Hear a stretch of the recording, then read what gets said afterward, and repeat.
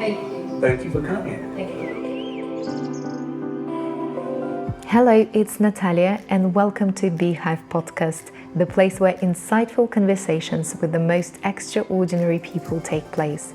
Each episode is an opportunity to explore my guests' personal journeys, lifestyle choices, and aspects of their personal success formula. Join me by subscribing now and enjoy the listen. It starts with passion. I just don't think people should be doing things they're not passionate about. I've never had to tell Beyonce or Solange about practice. They always bug me about making sure they were at practice. I tell my class, every class I've done in 20 years, first day of class, if you want to be good, don't come back. If you want to be great, please come back. I teach greatness, not how to be good. Going back to leadership, there was a portion of my life that I looked good from a professional standpoint, had that professional integrity. But I didn't have integrity outside of the professional life, in personal life. Okay. And leadership is about having integrity both in your personal life and your professional life. That's interesting, yeah. And it took me years to get to the growth of my life to understand that. You got on this airplane and the pilot says, I have no flight plan. I have no clue where we are going to land or where we're going. Some people live their lives like that. I've been there. Have you? I've been there. In which part of your life? Not going to get into that. I gave Fair you enough. a lot today. Fair enough. Be happy. I am happy and grateful. She tried. And grateful. So your passion to motivate and educate, where can we see you in the future? You can always book me to speak also on that website, MathewKnowles.com. And that's Mathew with one T. Mathew with one T. This episode of Beehive Podcast is sponsored by Hilton London Bankside, the contemporary design-led hotel located in the heart of the vibrant cultural quarter of Bankside, situated within walking distance of some of London's premier sites, including the Tate Modern and Borough Market. With state-of-the-art event spaces, Hilton Bankside has business and leisure taken care of. Hilton Bankside, close to everything, far from ordinary. Today on Beehive Podcast, I'm absolutely honored to have one of the music industry's top executives and managers who sold over 450 million records worldwide, Dr. Mathew Knowles. Welcome to the show, Mathew. Nataliya, I have many names. I have Mathew Knowles, Mr. Knowles, Professor Knowles, Dr. Knowles, Beyonce and Solange daddy. Beyonce, that's the one. So how would you prefer me to refer to you? Mr. Knowles. Mr. Knowles. Yeah. Sounds fabulous. Yeah. So Mr. Knowles is a mastermind and a manager of one of the top bands in the world, Destiny's Child. And today he is a keynote speaker, educator, author of one of the #1 bestsellers, The DNA of Achievers, 10 Traits of Highly Successful Professionals. But most importantly, he's the father of superstars Beyonce and Solange. Mathew, Dr. Knowles, Mr. Knowles. I told you I had all these we've names. got, and I've using all of them. Now she's using all of them. Thank you so much for welcoming us in your loft here in London. Yeah. It's a beautiful home, and it's a Yeah. pleasure to be here with you today. Well, thank you so much. We just moved in. You're the first interview I've done here. My exclusive right there. And I'm very, Yeah. very honored and privileged. Thank you so, so much. Beehive Podcast, father of Queen Bee, I see it as a fantastic sign. I don't know about you, but I wanted to ask you, when you start a new venture, do you look for signs and this gut feeling, or is it pure business rationale? It's a good question because as I get older, you have experienced these things so many times, with artists, with startup businesses. There are signs in business. If that person, if I'm going to invest with you, how knowledgeable are they of the marketplace, competition, product, distribution, all of those things that are critically important. With artists, For me, it's not just about their ability to sing or rap. For me, it's about, and in Houston, I used to have artists come to do a showcase, hoping to get signed for either management or my record label. And they would be out in another building we had, setting up the equipment, or if they had a band or whatever. And I would tell my assistant to have them come and sit on the sofa, just like we are right now. And I just wanted to have a conversation and talk to them because I wanted to get to know them. And it was two important things that I look for. And I look for in entrepreneurs as well. Are they passionate? Are you passionate about what you're doing? Or is it a hobby? Or do you want to get famous? Or do you think you're going to make money? Those are some of the things I look for, because what coexists with passion are work ethics. Because when you live your passion, that's right, you never work a day in your life. I say that quote all over. You do, and it's so true. Yeah. And obviously, back in the days, you did take a leap of faith and at some point change your career. You quit your high-profile career within marketing and sales and became entertainment executive and Beyonce's manager. What gave you confidence and oomph to do that? Was it? I like oomph. You like oomph, yeah? Oh, I like that. What was it more of a, if you want to do it well, do it yourself type of thinking, or what was the? Well, it was a number of things. And I always say, and it's very important to your viewers to know, I didn't quit my job. And I say this because I'm a motivational speaker. Yeah. I transitioned to my next career. Because I don't want people to think that one day I said, I don't want to do this anymore, without having another transitional employer or company or job in place. So it's really important. There was a thing called managed care in America years ago where I was a sales rep, and I was a neurosurgical sales rep at the time. And the neurosurgeon asked me to come to his office after the procedure to tell me he couldn't use my instruments anymore, because he had gotten a notice from the hospital about cost in an operating room, a cost of procedures. And I never wanted to sell cost, but quality. And I knew at that point I couldn't do that job anymore. And so I had to start deep inside to see what my personal passion was. And I realized that I enjoyed music. There was a rapper in Houston named Lil O who had been bugging me to possibly manage him. And so I transitioned by going back to school, taking artist management, music production, publishing, and I went to every seminar that I could. And that was about a 6-month period of transitioning and then starting Music World Entertainment.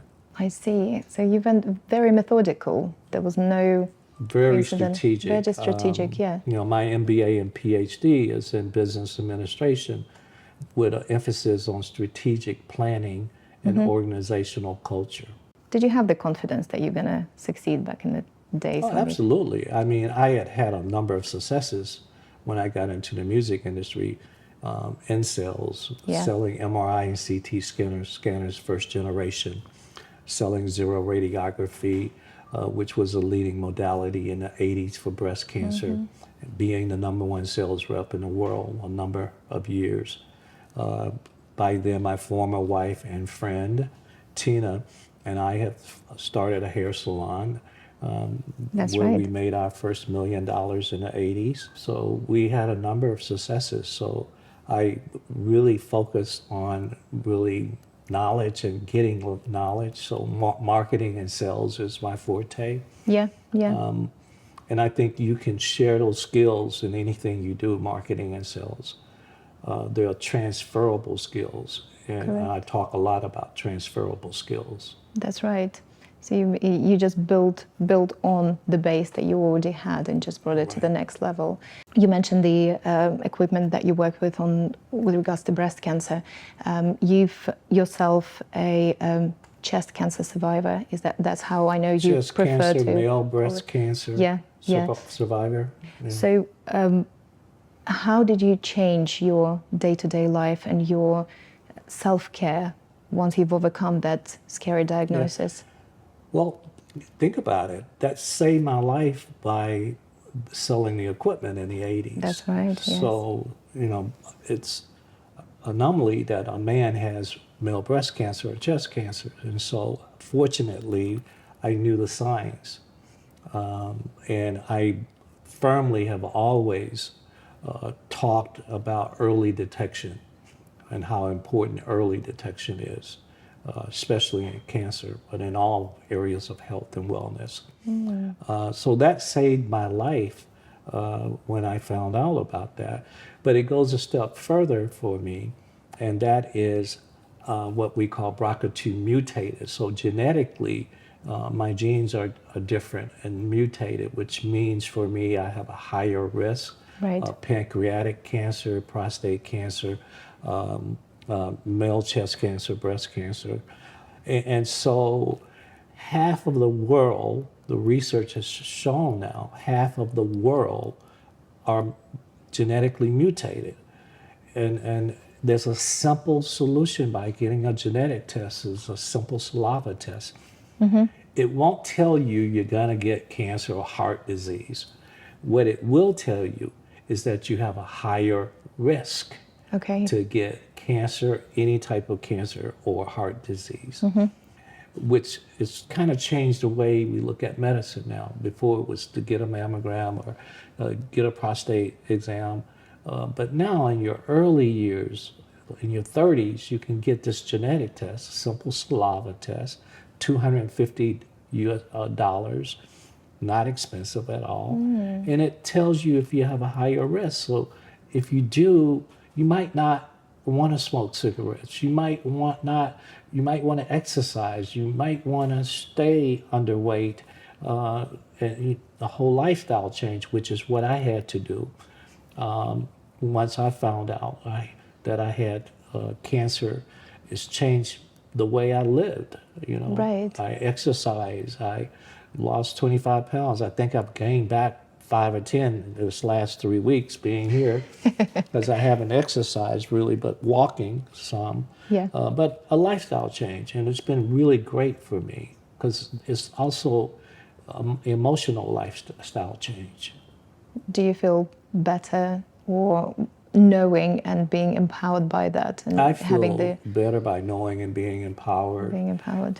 It's certainly brought my wife and I together closer in a different way, even with my family overall in a much closer and different way. You talk about this genetical test and identifying. Do you know what causes that gene to be mutated? It's passed on from generation. It skips generations, but it's a more hereditary thing. Right, understood. Well, you certainly, I don't know if that's the right word, congratulations, and that it's a massive milestone, and I can't even imagine how difficult it would have been for you and Gina to go through that. The word is gratitude. Congratulations from you. Thank you. Because fortunately, going back to what I said earlier, I found this at stage 1A. And with cancer, it's a simple 1, 2, 3, 4 stages. And the larger the number, unfortunately, the outcome is unfortunate.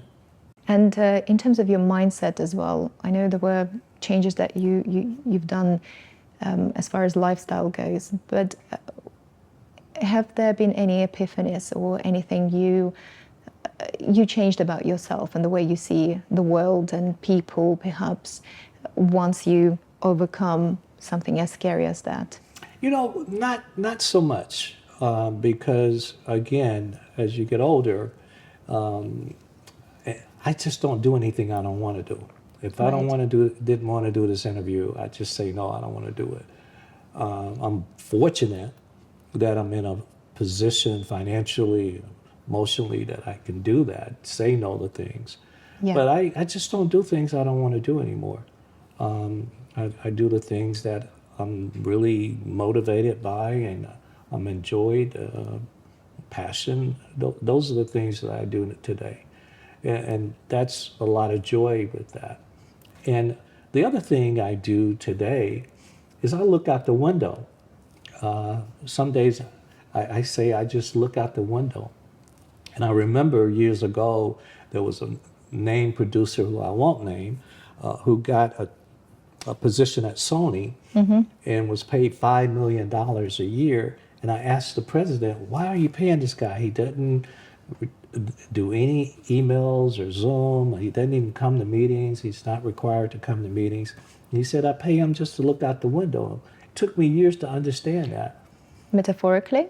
From a creative standpoint, looking out the window and just being creative, not a sense of urgency, not emails I have to read or Zooms that I have to do, but just taking a time in my day to be calm and peaceful and just and to look seek out inspiration. the window. Because today, the one thing that my cancer has caused me to do is to really appreciate nature.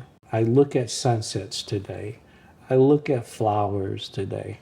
I look at, when I'm driving, trees and the beauty. That's why I love California so much, because it's a really beautiful state. So I look at things like that I didn't look at before. And it's very important, not just, it's a bit of a cliche to say, connecting to nature because everybody is talking about it, but the power of that grounding, isn't it? And appreciating what's around you. I think ever since the pandemic that we had worldwide, it really taught us to get back to nature and to connect, also appreciate those things. So very topical, what you've mentioned now. And it's interesting that a person like yourself, very busy with extremely busy schedule, and I appreciate you have control of your schedule, but still to find time to be connecting to very simple, beautiful things around you. When I tell you I never used to do that, I never ever used to do that. So that's a good I would change. hear other people talking about, oh, how beautiful, and I'd be like, okay, and so. And now, what would you say now? And now is when I look and I see the beauty of a sunset and how different that they are. Just recently, I saw a double rainbow. In London? No, In it California? was at our home in California. Yeah. But those things I look at today. Yeah. I actually take photos of a lot of sunsets. And you certainly get a fantastic view from here. Yeah, this is fantastic. In your apartment Yes. here in London. I can only imagine what it's like at night, in the morning, later in the day. It's just every time of the day is beautiful. Very fortunate, isn't I it? am very fortunate. Absolutely. I wanted to talk about your domain, the media as well, because you talk a lot about Jedi mind tricks with regards to media and how it influences people that don't understand it. What would you say to today's generation? In a way, it's sad. No, because we don't really live in a journalistic media anymore. It took just recently did the media spell my name correctly, because it's one T in Mathew. And back in the 90s and early 20s, you would get fired as a journalist if you misspelled someone's name. Just to give an example. But today, you can do an interview and how it's edited and how the tagline is. Most people don't even read that. And oftentimes, it's not even close to what the story is about. Or oftentimes, what the interview is and then what's edited and how is totally different. And purposely, there would be certain sentences that they know will bring about sensation and clicks, because that's what we live in today, is a world of clicks. And the general public doesn't understand that these clicks generate advertising. And at the end of the day, media cannot survive without having advertising to pay the bills and to monetize. So unfortunately, in today's world, media, it's a large part of it. It's just not truthful, and that's sad. So it's probably misspelling of your name is almost becomes the least of the worry, isn't it? When the whole interview comes out with fabricated facts or every cut interview, out. and I only do a few, and I certainly understand why my daughters don't do interviews at all.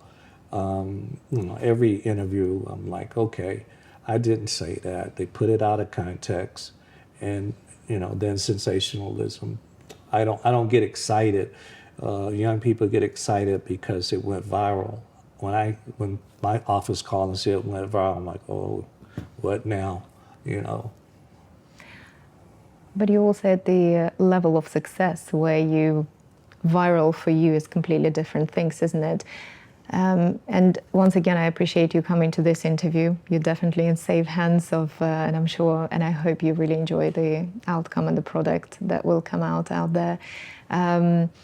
I think it's, at the moment, it's about being authentic, isn't it? It's rather than chasing the wrong thing. And this is exactly what you said, what the media does and the fake generation, particularly younger generation that it creates. It is very scary. Also, social media, do you have a view on that? Yeah, I do have a view on, I'm a college professor, I'm an educator, so I do have a view. And that view it's changed in the last 10 years. I had a negative view of social media 10 years ago. Today, I understand it's here, it's not going away.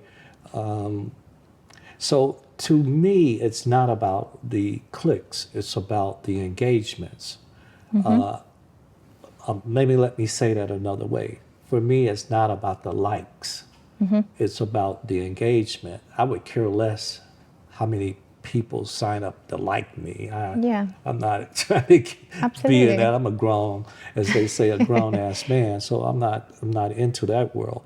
But I am into the number of engagement. How many people go and read, because I write a lot of positive things on a daily basis.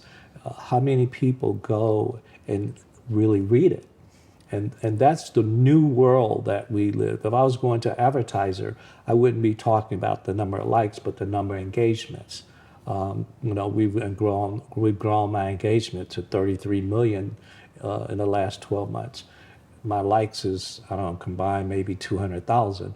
It's not about the likes, it's about engagements. And that's where we're changing. And that's what I understand now, is how to utilize that in different social media platforms for different things. If I wanted to show a photo of Destiny's Child or Beyonce or Solange, then it would be Instagram that would go really crazy over it, because it's a younger generation. If I put out something that mainly I do a lot on maybe leadership and what are the traits of leadership, that would be LinkedIn. That's where I'm going to find professional people that are really interested in the thing. So you have to learn also the different types of social media and when to use one content versus another. You talk in length about beating the odds, shall I put it this way, in your book, The DNA of Achievers. For Beehive podcast listeners, what are your top 3 elements of your success formula? That would be, I can give you 4, because I can give you 9. Okay. That's why it's 10 traits of highly successful people. Yes, you can give us all 10 perhaps. Well, I'll give you what I think are really, really key. Again, it starts with passion. I just don't think people should be doing things they're not passionate about. And it's about identifying, and it's a simple process. It's writing down on a piece of paper the things you love doing, and then looking at that and say, okay, what's the one thing out of these 10 or whatever number that's more important to me than the others? And begin to focus in on that one thing, whatever that is. So, for example, I've heard parents say that their kids are passionate. I'm going to use softball as an example. Yes. And little Johnny, he's passionate about softball. And I asked, well, have you ever had to tell little Johnny that he needs to go to practice today? And, well, yeah. I said, well, I've never had to tell Beyonce or Solange about practice. They always bugged me about making sure they were at practice. But that's okay, because in that, using that as an example, that's a hobby. And it's okay if that's a hobby versus a passion. True passion. And often we get confused about passion. And part of passion is dreaming and visualizing. Yes. I really believe in visualizing where you're going to be 10 years from now, 20 years, or 5 years from now. But often people have these $1 million dreams, and you've heard people have these big, huge dreams, millions of dollar dreams, but their work ethics is like a minimal wage work ethic, and they don't go together. People that are great, and I tell my class, every class I've done in 20 years, first day of class, if you want to be good, don't come back. If you want to be great, please come back. I teach greatness, not how to be good. Well said and beautiful, yeah. Passion, greatness. What else is on your list? Then the next one it would be is being a visionary. So that looking outside of the window? Looking outside of the window. It's a lonely road, though. Is it? Because a lot of people will not understand your vision. A lot of companies that's been born by the vision of the proprietor, people didn't get them. They were like, you're going to do what? You're going to deliver packages around the world? Like, you're going to do what? You're going to be the #1 female group ever? And the mistake that often people make that have a vision is they go and ask friends around them what do they think about their vision. And you never should do that. Interesting. You never ask, well, what do you think about that? What you do is say, when I accomplish this, this is what I need from you. Not what you think about it. I need to tell you what I need from you. I'm going to open a hair salon, and I need you to tell your girlfriends about my hair salon. Versus, what do you think if I open a hair salon? Yeah, I hear you. Yeah, leadership is critical in building a team, because the successes of everything I've done in life have been around a team of people, not me, but we.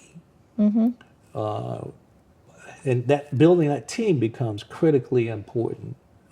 In having the right people, knowing how to motivate people. Every team has to have a leader, has to have a coach, has to have someone that's in charge.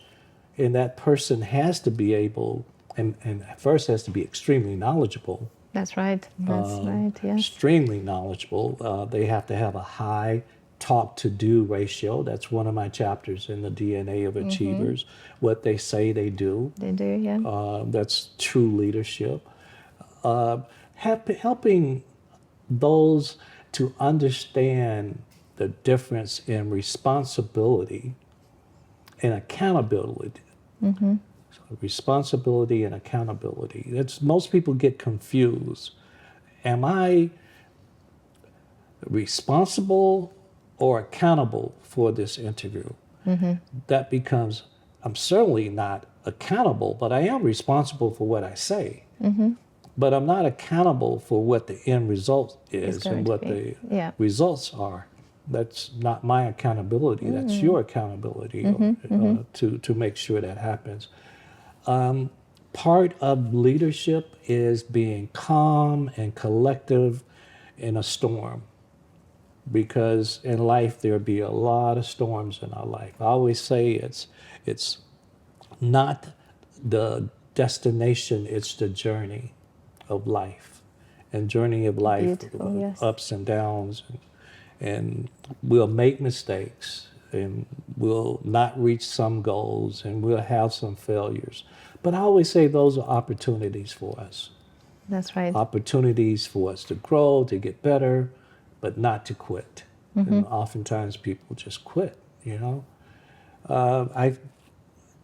Going back to leadership, there was a portion of my life that I looked good from a professional standpoint, had that professional integrity. But I didn't have integrity outside of the professional life and personal life. Okay. And leadership is about having integrity both in your personal life and your professional life. That's interesting, yeah. And it took me years to get to the growth of my life to understand that. So those are some of the things that I think are really, and having empathy. Empathy, understanding your team. Yeah. Understand they're having a bad day today. Maybe they can't perform like they normally will because maybe some things happen. And having that empathy. Right. And some days I say, hey, why don't you take the day off? Right. So you don't go toughen up. No. Right. You should take the day off. Empathy, yeah. So those are some of the things about leadership. And then thinking outside of the box. Most of us have been conditioned. The world conditions us, especially now with social media, and we get really conditioned to think a certain way. And in our young ages, like 3, 4, 5, 6, those formative years. That's right, yeah. And especially when you get to grammar school and junior high, the world conditions us and tells us the things we can't achieve and can't accomplish, and say because you're a woman, you can't do it, or because you're black, you can't do it, or because you're poor, you can't achieve or do this, or because you're part of the LGBTQ community, you can't achieve or do something. And so we begin to believe that subconsciously, and I call it box-in thinking. And I'll use it literally in my speaking engagement. I'll ask one person to get in the box and ask them to move around. Love it. And they say, well, I can't move around. I keep hitting walls every time I move around. And I said, well, let's invite somebody else in the box. And it gets even more difficult. And I ask them, why did you invite that person? And most of the time, you want someone in your box just like you. I always say, if you're a hater, you're going to have a hater in your box. Again, it becomes even more difficult to move around when you have other people in your box that's just like you, in a negative sense. And so I call it box-in thinking when we've been conditioned. But when you step outside of the box and walk around the box, there's no walls. And that's how life is. The walls are in our head. And we have to step outside of the box and try different things. Ask, why do we do it this way? Well, we just do it that way. Because. Well, why? I like that. This conversation about the formula, success formula elements brought me to think, I remember in one of the interviews you said that something in line with the root of most of your mistakes was your ego. And I very liked that to for somebody like yourself to actually, mention the ego part of all these achievements and how we, regardless of what we have and how much we've achieved in life, that ego, how to deal with ego. I think what makes me, and I've had this success as a motivational and public speaker, is two things. One, we said earlier, being authentic. Yes. And the second thing is being vulnerable. I think those are two things that when I see people that are great at that speaking, they have those traits. And so I'm vulnerable. I share, a lot of people just share their successes and not their mistakes and failures. I don't go deep into my personal life, but I do share in a general sense some of my failures, why they were. Some of them were ego. I've turned, I'd love to come up with these little quotes, So one of them is, ego is the anesthesia that deadens the pain of stupidity. Genius. Because that's what it is. I mean, you go to the dentist, they give you a Novocaine so you don't feel it. So ego is the Novocaine, so you don't feel it. So wise. That's what ego is. You don't want people to really know that you don't know. And so you put up this false kind of guard around. Are you familiar with Kobe Bryant? Absolutely, yes. So, Legend. Amazing young man. I remember, side note, he called me once and he wanted to get front row tickets when Beyonce first started on her solo career. And I was like, oh, I'm surprised that you would want to get tickets. He's like, Mr. Knowles, I want to sit on the front row because I want to see greatness and I want to see what I can learn. He was that kind of humble guy. He always wanted to learn. I'm similar. I always want to learn. But there was this thing he did called 666. So there's 6 months of the basketball season, approximately. So 666 meant that 6 months after the season, he would practice 6 days a week, 6 hours a day. 6 months, 6 days a week, 6 hours He was a day. relentless. But everybody with greatness that I know, and I know like Serena, Tiger, Michael Jordan, I mean, these people have this level of practice. Yeah. And it's not work because they're loving it. I mean, we see these guys at Golden State, 3-point shots. They say he shoots 1,000 shots a day. And that's what I try to instill in young people. Like, this is not microwave. Social media have you believing that it's microwave, that these people got to this level overnight. Sometimes I ask people that want to be in the music industry, and we have almost 95% failure rate.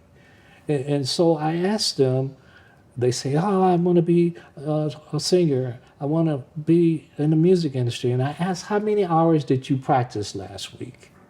That's right. And then they'll say something like 4 hours.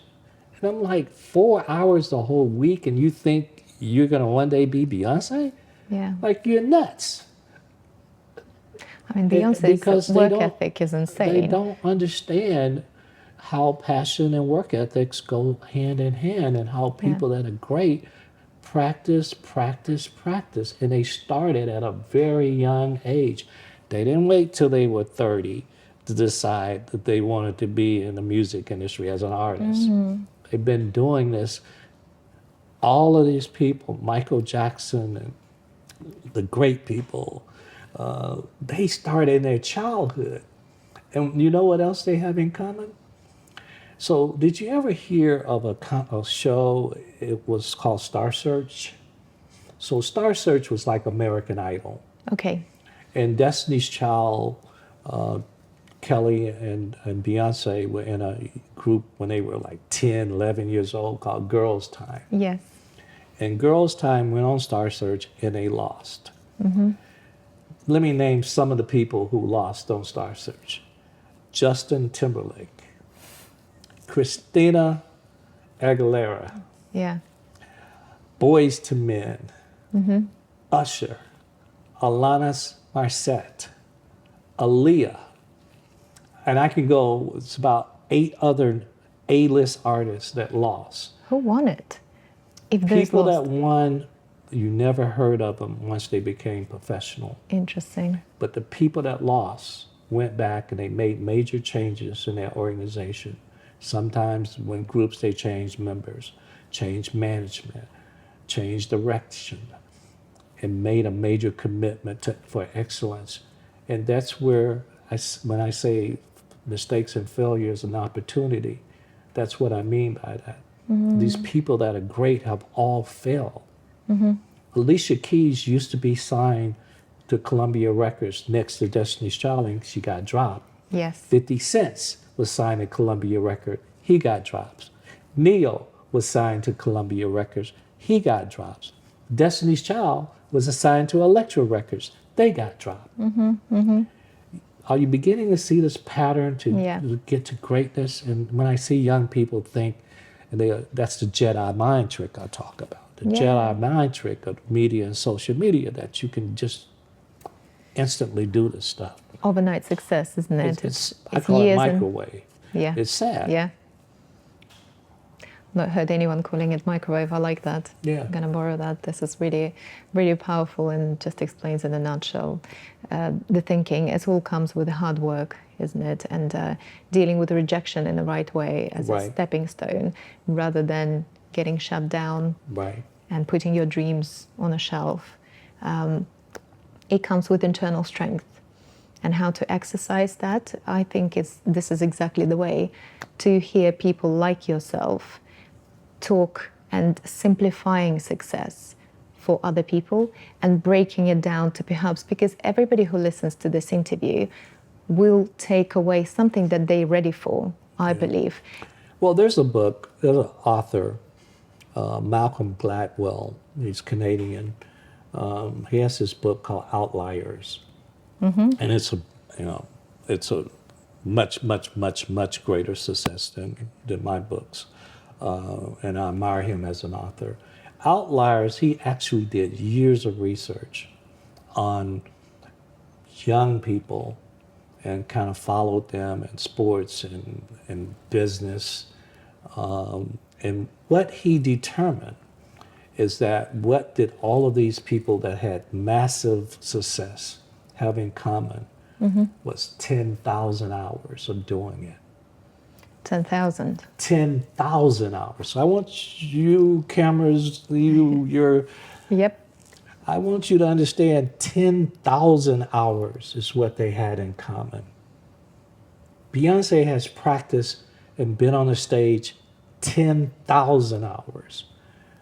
I've been in front of a camera or with an audience 10,000 hours. And when you have done it that many times, then you really become great at it. Right. But it takes that, if you want to pinpoint 10,000 hours. So now you can quantitatively say, okay, if I want to be an attorney, how many hours have I spent in reading about government? How many hours have I spent on reading legal docs? It takes time to be really good at this. If I want to be a hairstylist, how many times I've done a woman's hair? Yeah. You've done it 100 times. I don't think you have the same level as someone that's done it 10,000 times. Correct. Yeah. Correct. So start the countdown. And having a plan too. What would it be like if you got on an airplane today? You got on this airplane and the pilot says, I have no flight plan. I have no clue where we are going to land or where we're going. Some people live their lives like that. They have no flight plan. They have no clue where they're going to land or where they're going to go or how they're going to get there. And the mistake they have is they run out of fuel because they don't have a flight plan. And we know what happens when an airplane runs out of fuel. That's when the crash happens. That's when a crash happens. I've been there. Have you? I've been there. In which part of your life? Not going to get into that. I gave you a lot today. Fair enough. Be happy. I am happy and grateful. She tried. And grateful. See, this is what I always tell my artists. In an interview, you don't have to answer the question. Like some people think they have to. I didn't want to go there, so I said I don't want to talk about that. It's as simple as that. Say it in a nice way. 100%. 100%. What do I have to lose? Nothing. I may get a no. So this is. So I went to see the Temptations the other night. Ain't Too Proud to Beg, and the song "War" came on, So when you said, what I have to lose? Absolutely nothing. So it made me think about that. What do you think about that? Amongst many things that you do, you also enjoy being property investor. What is your forever home like? What is it? What is the feel of your forever home? I know you have a lot of contemporary. Okay. Yeah, I love contemporary. It's traditional, and that doesn't work for me. But I love contemporary. I love glass. I love to be able to look out. I love that. I love high ceilings. You know, we also have a high rise. We live in Houston, Texas. And those are the things I love about. I love high rise living, and I love living where I see the water and the ocean and the elements. What's important for you in the home setup? We are in your brand new home here in London. Is there anything that you have to have where you're, where you would bring you? Is there anything like it, or you just enjoy the space? I enjoy the energy also of the surroundings. You know, it's just, this has the same kind of energy of our place in Houston. There's a park across the street with thousands of people on the weekend. There's the shopping mall, literally not even across the street, a few walks away. There's just like here, the train station here. Is it like here? And I love that energy.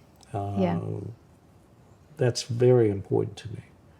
Right, and you certainly have chosen a beautiful place here. It's an absolute pleasure to be here. I can't take all the credit. Gina played a major role in that. I would hope so, actually. Yes, I would hope so. Yeah, when it comes to the home, that's hers. That's her domain. I buy the cars, that's what I do. Right, fair enough. So your passion to motivate and educate, where can we see you in the future? Well, you can go to MathewKnowles.com. There's a lot of information on my website. You'll know where I'm speaking around the world. Last week, I'll be in the Cayman Islands in October. I'll be in Riyadh in October, November. I'll be in Dubai. So all over the U.S. I'll be back to London. So I really travel a whole lot around the world. Again, educating and motivating, particularly in entrepreneurship, marketing, music industry. Talk a lot about health and wellness. Those are my key topics. And so you can always book me to speak also on that website, MathewKnowles.com. And that's Mathew with one T. Mathew with one T. A few blitz questions for you to wrap up the interview as well. What's your favorite quote? Favorite quote would probably be ego, the one I gave you. Powerful to be able to overcome that. Yeah. One superpower you'd like to have? Eradicate cancer. Wow, that's a good one. Yeah. That's a very good one. That would be the superpower I would want, to eradicate that. And I believe one day we will. I think we're headed in the right direction as we understand its genetics, and we'll get there. Are you working with anyone in that direction? I work with the University of Pennsylvania, American Cancer Society. Yeah, I'm pretty active in research that's happening and being part of the research myself. And with that outlook, what do you think the timeline is? So it's hard to say. I don't know, but based on what I'm just a gut would be 10 years. 10 years. That we'll be at a place that we're much better than we are today. Yeah. And I think people will get a lot of knowledge. The genetic testing, we're just getting to that because it used to cost somewhere between $9,000 to get a genetic test. It used to be very expensive, And to the point that the Supreme, people had to go to the Supreme Court to challenge the pharmaceutical company that had a patent on it to reduce the price down so everyone could use it. Yeah. So there was a monetary reason why it was not available to everybody who can afford a test that expensive. Insurance is not going to pay it, so only the wealthy could afford it. I'm really strongly about getting a genetic test early. I'm talking in your 20s and 30s. Yeah. Knowing early that there's a probability Correct. that you have. And then modifying your lifestyle and looking after your health. Change. What's your dream place to live? You know, I hadn't been in a while. It was Mykonos, Greece, but it's been since the 80s since I've been there, and what I've read, it's changed quite a bit. I don't know if I've been to my dream place yet. I know I love where we are now in Orange County in Los Angeles. I get to wake up seeing the ocean every day. Love that. But I'm not sure if I've yet been to my dream house or dream place. I'm always open for exploring. 3 years ago, if you told me I'll be having a flat in London, I'd be like, hell no, that don't make any sense. And here we are. Then here we are. So I've learned not to shut off and say, this will never happen, I won't ever do that. I just reveal, I thought I had left the music industry for good. And here I am about to really get back into the music industry again here in London. Not by myself, but with my business partner, Michael Kay, who does a great job. But here I am again.